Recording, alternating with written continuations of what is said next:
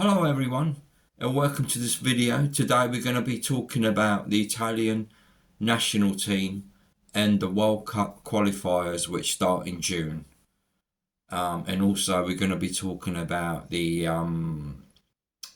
selection of some players that should or should not be happening, and so on. So let's start off with Locatelli from Juventus, central midfield player. I put a post on Facebook this morning and we've had lots of replies already regarding whether he should be playing for the Italian national team or not.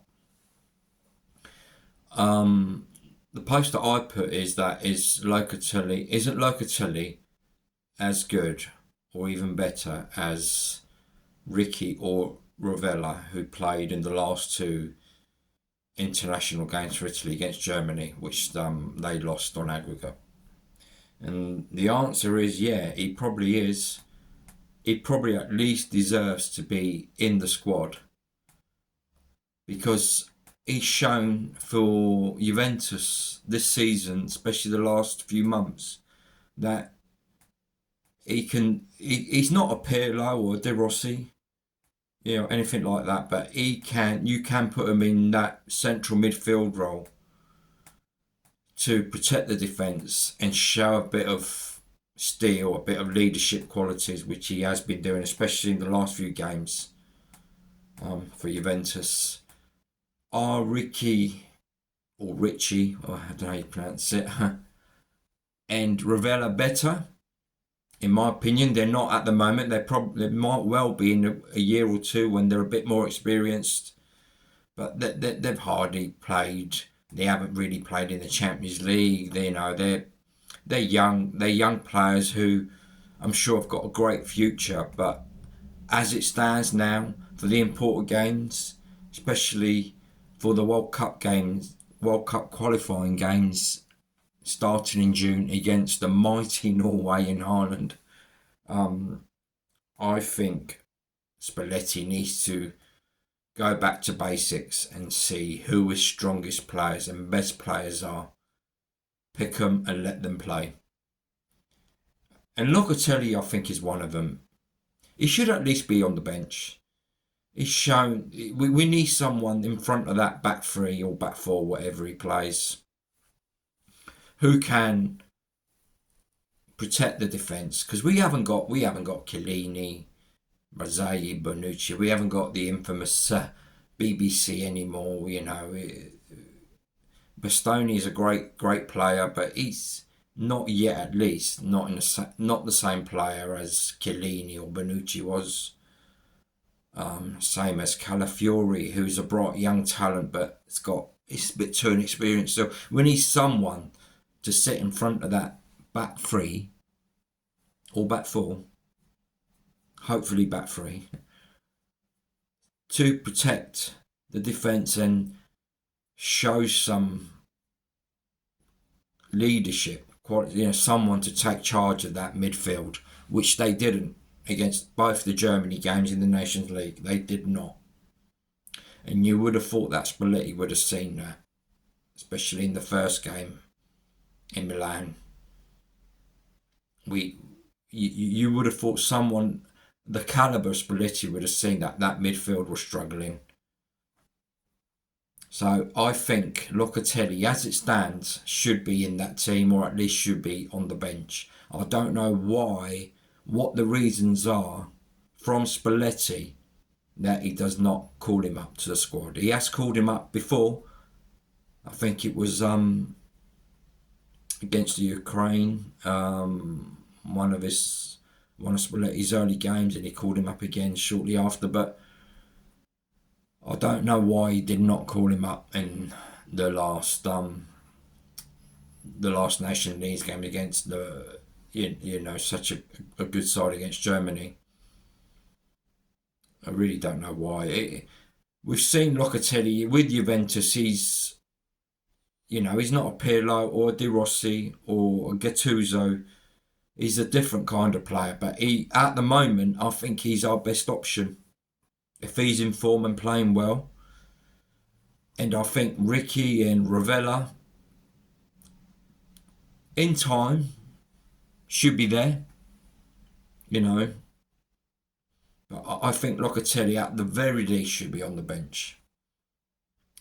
So whether people agree with me or not, like I said, I put it on Facebook, and already some people have said, yeah, he should be. We don't know what Spalletti's doing, blah, blah, blah. And one or two people said, no, he's not good enough to play in the Italy team.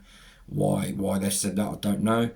What experience of Ricky and Ravella, what have they shown? Ricky has been okay, but what has Ravella shown so far for the Italy side? He will do. He's a great young prospect, and so is Ricky.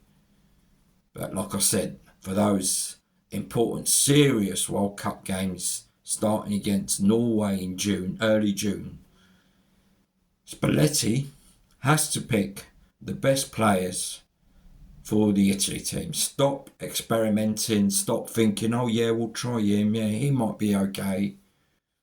He just has to get results. Don't worry about nothing else. Don't even worry about how well or how bad we're going to play. Just get a result.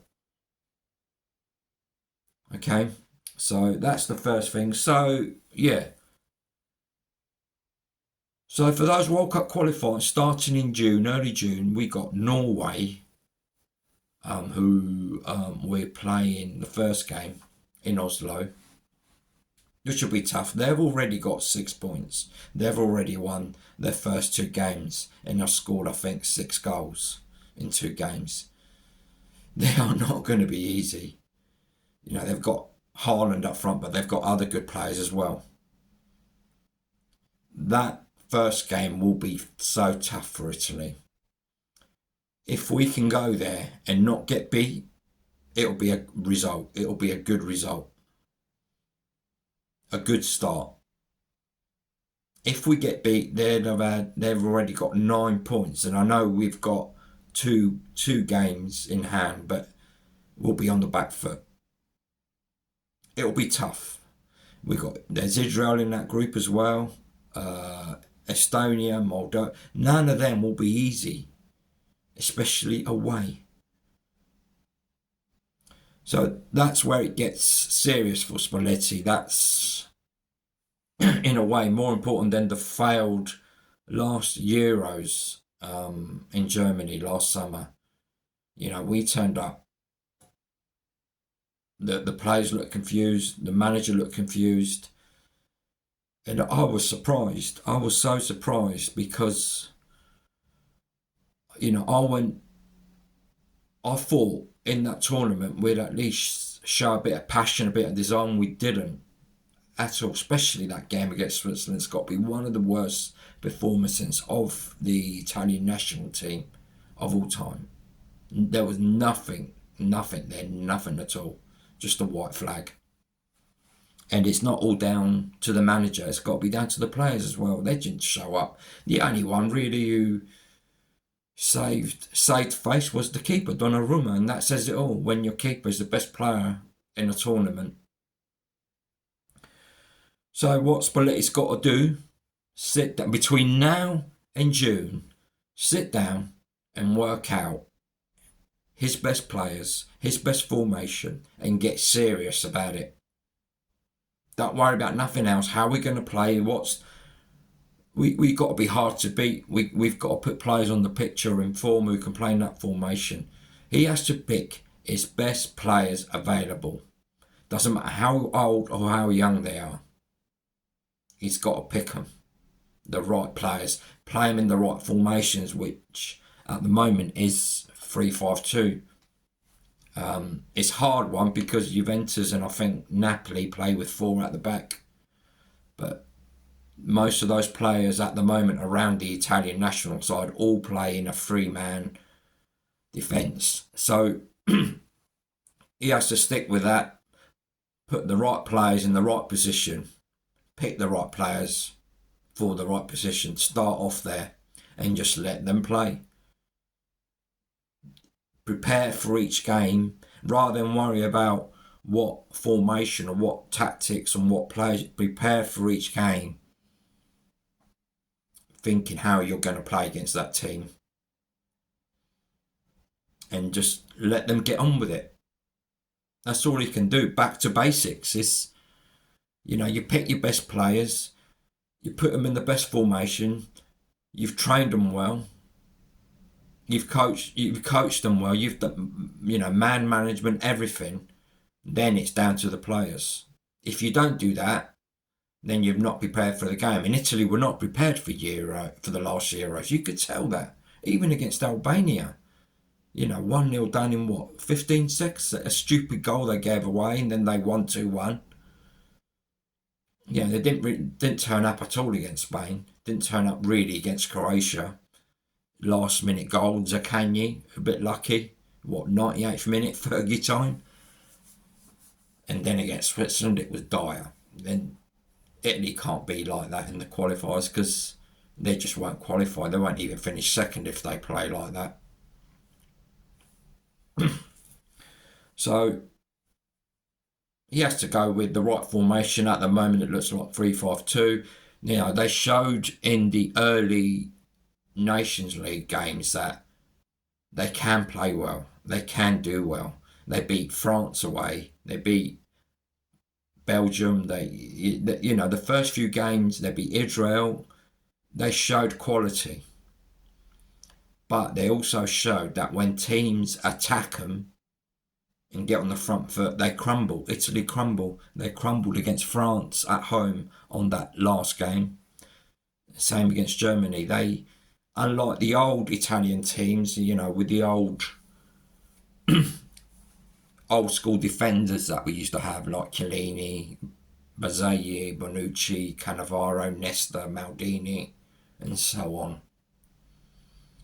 They used to be able to keep a clean sheet whoever they were playing against. This Italian team cannot do that. They suffer a lot. They give so much away.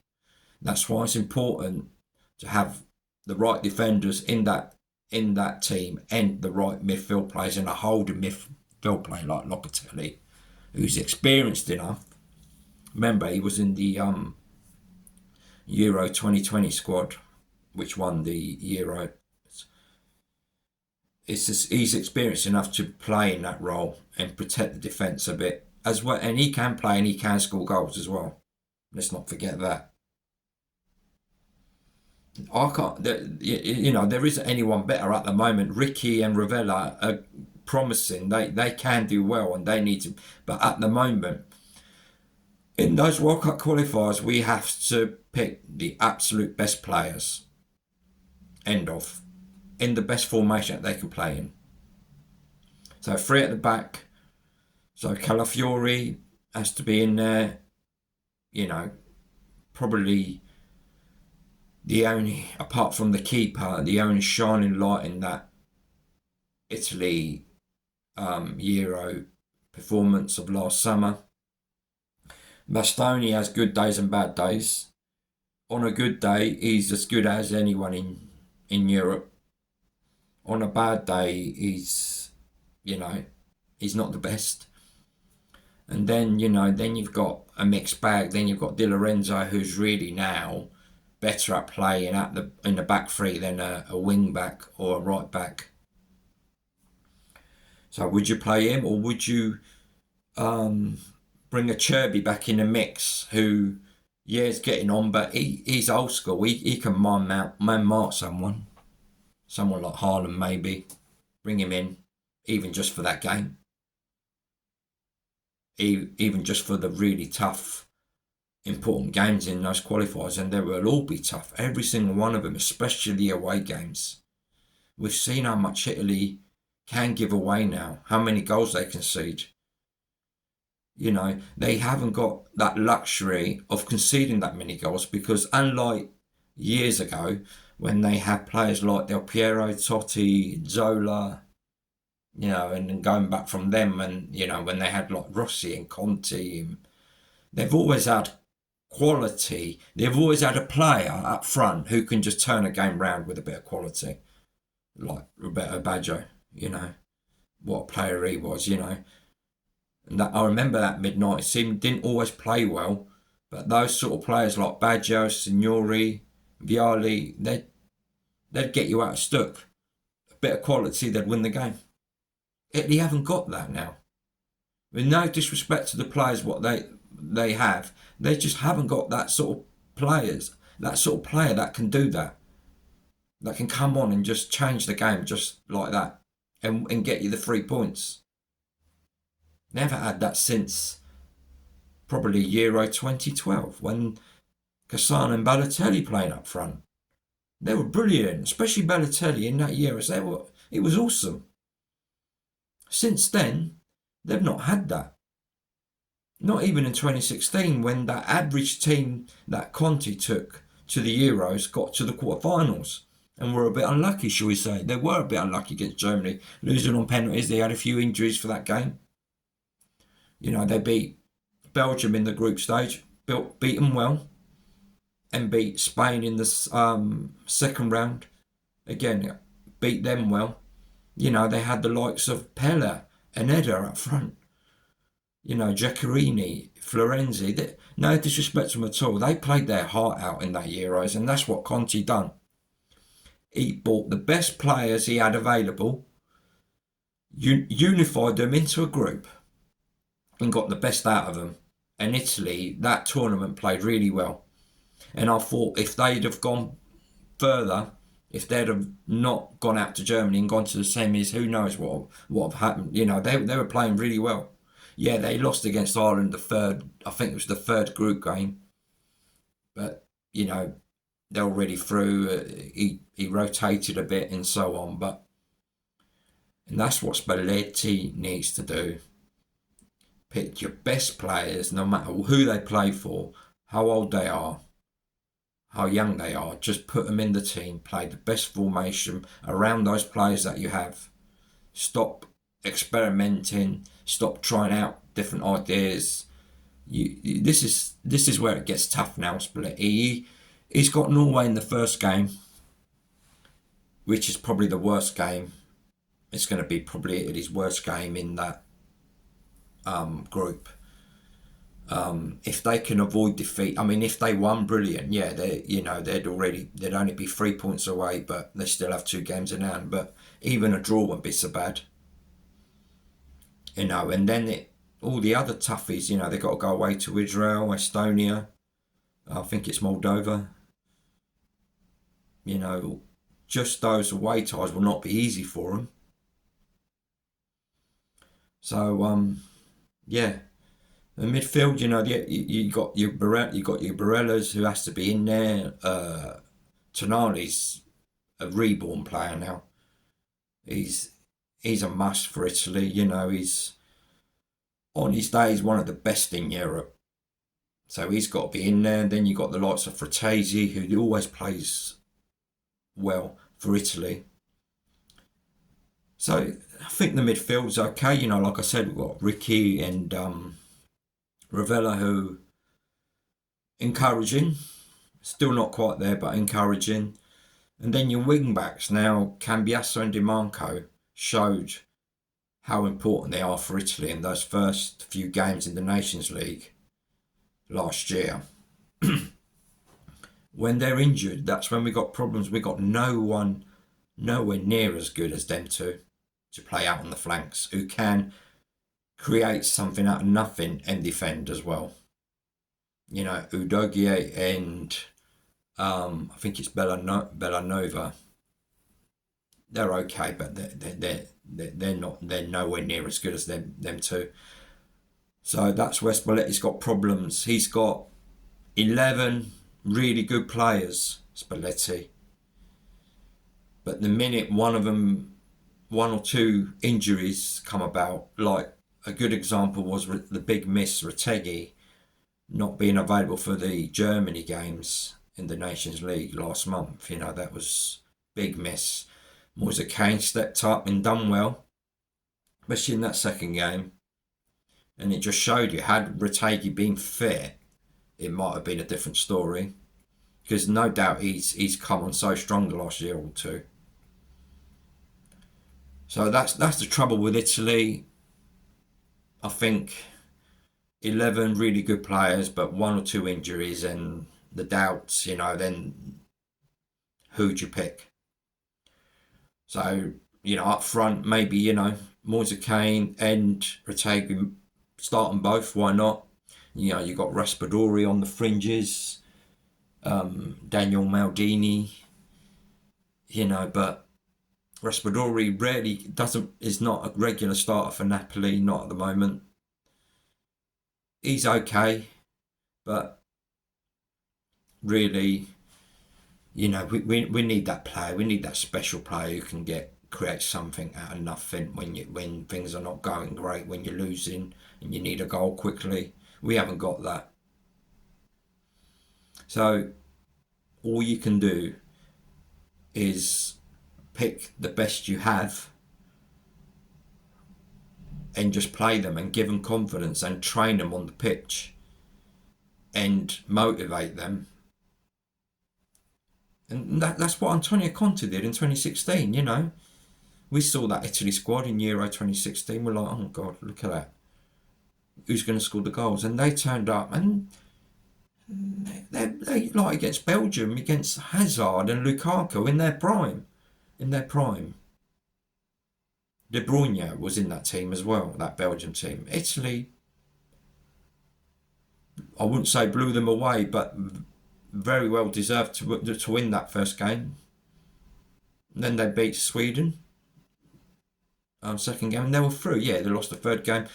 You know, and then against Spain, I had a lot of doubts against Spain. Spain still had a lot of quality in 2016, and we deservedly beat them. You know, you could argue that Conte's wall, the BBC, Bonucci, Barzagli, Chiellini, you know, Spalletti hasn't got that, and that is a big issue because things would be different if he had those three at the back. You know, you could go into a game and think, oh, we just need to score one goal and we could win. Things are not like that now because Italy concede. They concede a lot. They give a lot away. They give a lot of chances away now. And I do think it's not just down to the defence. I think it's down to that midfield, that holding player, isn't there at the moment. And maybe Locatelli can do a job, or maybe to play two holding players, play Locatelli and Ricky, just to protect that back three. So there you go. All Spalletti can do for all, he's no doubt he's a great club manager. He's shown that. He showed it at Napoli. Showed it when he was at Roma years ago. He just has to pick the best players he possibly can. Play them in the right formation. Don't muck about. Don't experiment with different formations. And, by all means, if there's a someone on the fringes who's shown that he might be able to, put him on the bench, call someone up, someone new on the bench, but no mucking about now. He, think things are going to get tough for him in that group. They already look tough. Looking at the group, the ways Norway have won those first two games, home and away, they're not prepared to play second fiddle to Italy. They want to qualify as group winners. And we've got that first important game in Oslo in June, where if we can go there and at the very least not get beat, it's a good result for us. It's a good result. Then concentrate on the other games.